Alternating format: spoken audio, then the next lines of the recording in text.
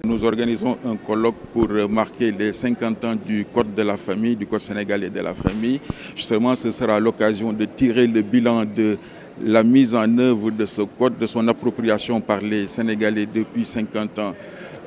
Il est très difficile à chaud comme ça de faire une évaluation, mais nous avons tous constaté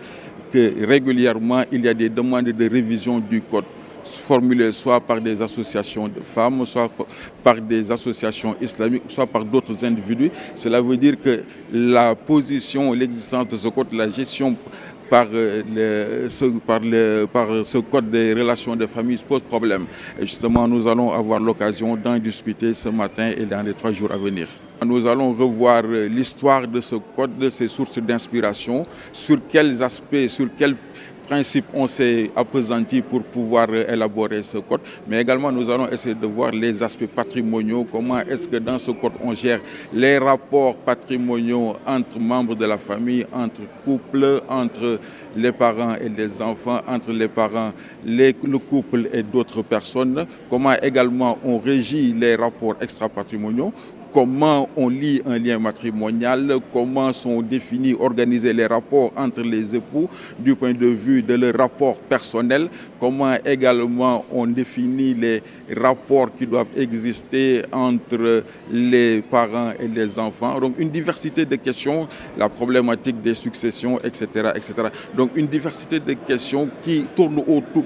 de l'intimité de la personne et qui sont régies par le Code de la famille. Donc nous allons aborder l'ensemble de ces questions-là sous divers angles sociologiques, juridiques, droit public, droit privé, pour voir un peu justement quel a été l'apport de ce code durant ces 50 dernières années, mais également quelles sont les perspectives à ouvrir s'il y a lieu de modifier ce code, de réviser ce code, etc., etc. Donc nous allons envisager une diversité de pistes et nous allons réfléchir entre spécialistes pour éclairer la lanterne de nos concitoyens, mais également nous-mêmes nous enrichir mutuellement. Il y a à boire et à manger dans le code de la famille. Selon la grille d'analyse que l'on voit, on peut trouver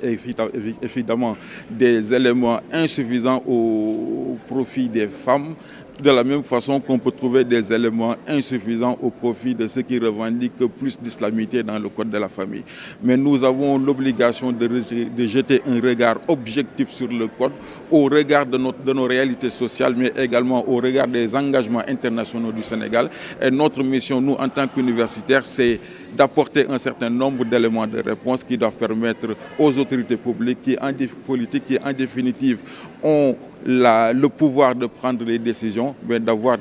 les éléments qu'il leur faut pour prendre les décisions les meilleures pour les Sénégalais.